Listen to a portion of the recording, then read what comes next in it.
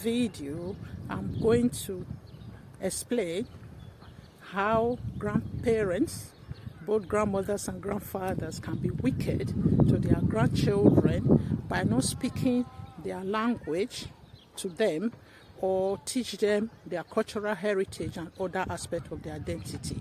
And I'm going to follow that by example, that's why this video is a reaction video to example of Ami's mom in the video of the McCloy twins, how their grandmother is teaching her grandchildren their Yoruba language.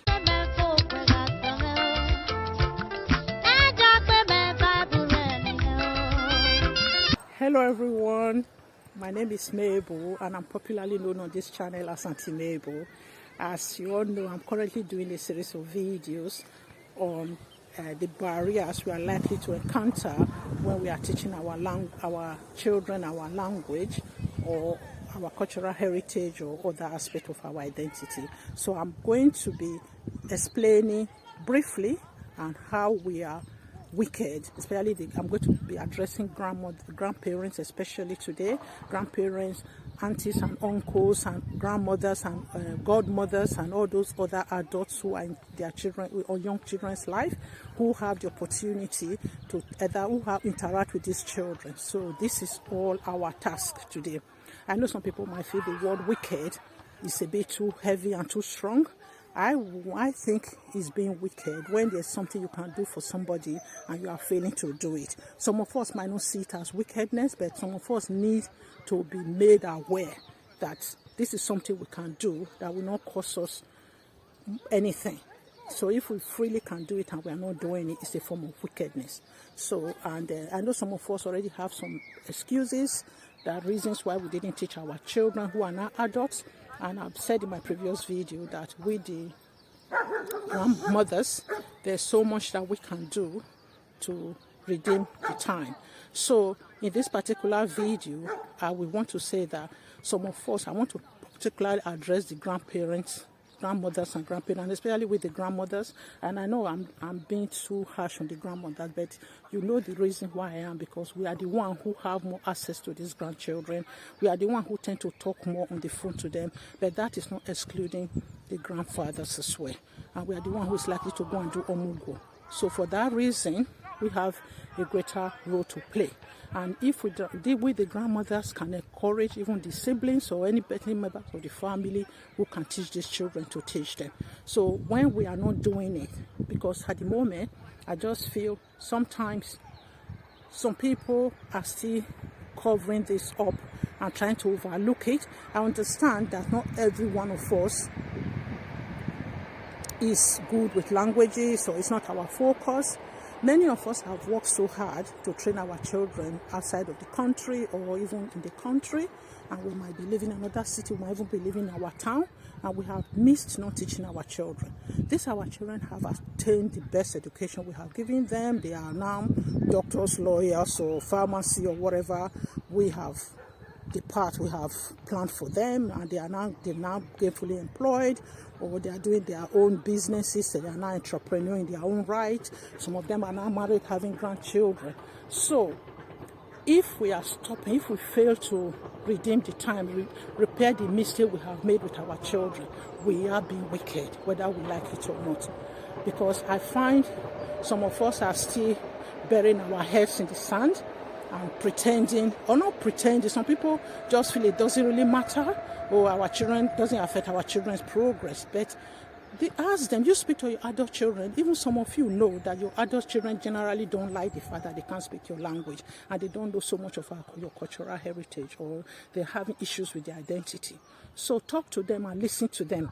If you really think, and even you start speaking to your grandchildren, obviously discuss it with your children and let them know that you want your children to learn to speak this language. I'm not sure they will, many of our young adults will not disagree with you. So if you are stopping, if you are deciding not to do anything about it, that is wickedness, whether we like it or not. I know some of us will just bury our head. We feel, oh, we can pray our way out of everything. Oh, God forbid. Or God will do it. God cannot. We have to marry our faith with work. So God is not going to come down to teach our children our cultural heritage. We can see for ourselves, we are all very well knowledgeable. We are knowledgeable in our profession. We can see other tribe, other nationality, the Chinese, the Asians, and all other people, even the Spanish and all other, the Germans, the French, the Italian, even when they live in these English-speaking countries, they still maintain their identity. They're able to, their children are able to speak their language. Their children are able to eat their food and all of those things. So some of us, anywhere we feel we have failed, let's not be wicked and keep this and still repeat the same mistake with our grandchildren. So I hope I have stressed that point enough. So I'm going to now go over to use Ami's mother, who is the grandmother to the McClure twins. This video I watched on their channel, I'm going to refer to her mother as Sister Bola. I know she look very young, but I know she might be slightly older than myself, because I know Ami is very frank in her expression of her views and feelings. So, and I can see a lot of my daughter in her, because I can see some of the qualities of my daughters in her, which I admire, which I appreciate. The father. Sometimes I don't like this idea of our adult children being so afraid to express their feelings and things that we got wrong as parents. She does say it in a respectful manner to her mother, which I appreciate. So actually, this particular video that she did with her mother on the twins channel, I could see in that video where her mother, who doesn't live in the same city, I guess, with the children, she was visiting them, and they decided to teach the children Yoruba, and they were learning some terms in Yoruba. I think she also taught them numbers 1 to 10. So, but it's not really the context or the content I'm going to analyze of the video. It's just the fact that she decided that she needs to do something about it. And this is exactly what I've been saying in my video. There are so many things we can do. We don't necessarily have to live with the grandchildren in the same house or in the same town or in the same city.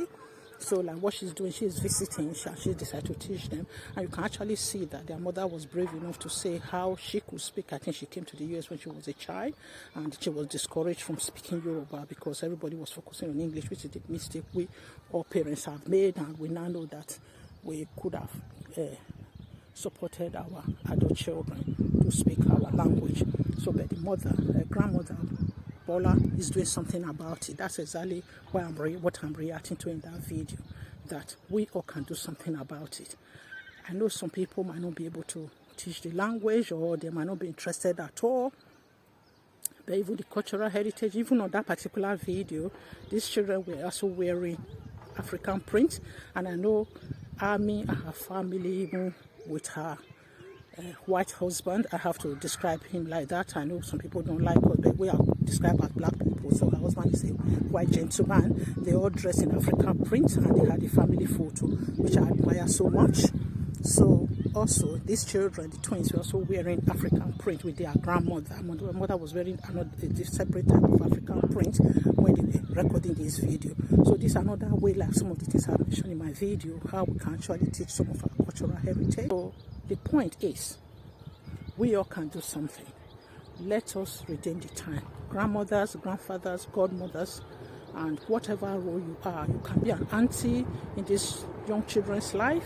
They could be your friends' children. I know some of my friends who are matured adults, who are my age group, who, although they don't even have children of their own, they are fantastic auntie to their friends' children. So you can also speak to these children. You are giving these children every other thing. You give them birthday present, you visit them, you spend time with them, you babysit for them.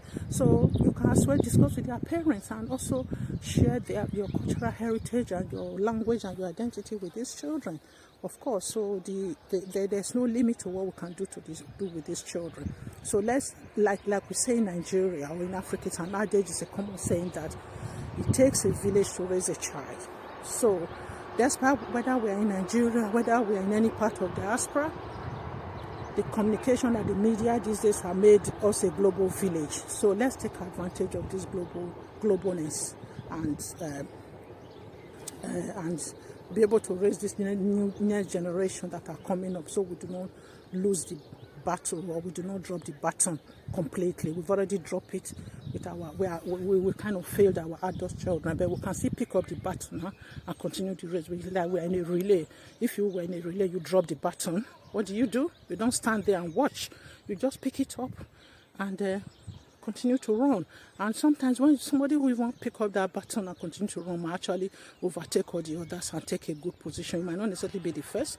You might still end up taking the either first or either second or third position. So it's better than just standing there and watching. So which is what many of us are doing right now. And I know there was a video I watched on her channel, their family channel, many years ago, when she actually took the children to a Nigerian restaurant, and somebody who was trying to talk to them about Nigerian food and stuff like that. What I need to really tell us today, that there are so many medium we can use. For example, we all have Zoom. We now have WhatsApp. We now have so many different ways of speaking to the children, which will not really cost us anything, or cost us that much money. And we can even live across the pond and still be able to interact with these children. So like what Sister Bola was doing in that video. I don't know, in US I know that when I visited, the states are even far apart than even traveling from here to Nigeria. Some of the states in the US, the distance between them is actually farther than the distance between UK and Nigeria. So they are that far apart. So I don't know how far apart she is from where she lives from her grandchildren. So what am I trying to say? Some of us speak to our grandchildren either via WhatsApp. Let's try and do something. If you are visiting them, what are the ways that we can support our grandchildren? I know some people will say, oh, I don't live near them. I don't live in the same city. I don't even live in the same country with them. I don't live in the same continent as my grandchildren. Don't despair. There are so many ways we can connect these days. So the social media and the communication media is so improved these days. You can use Skype. You can use WhatsApp videos. You can use Zoom. I don't think having a Zoom contract or whatever you have to call and pay some certain amount in a month to be able to do this with your grandchildren and your family members, I don't think it's too much a price to pay. So whatever we have to do to redeem it, let us try and do it. So how do you do it, you may ask? When you talk to these children, obviously, like if you watch one of my videos about how to do it, you obviously have to plan, discuss it with your adult children.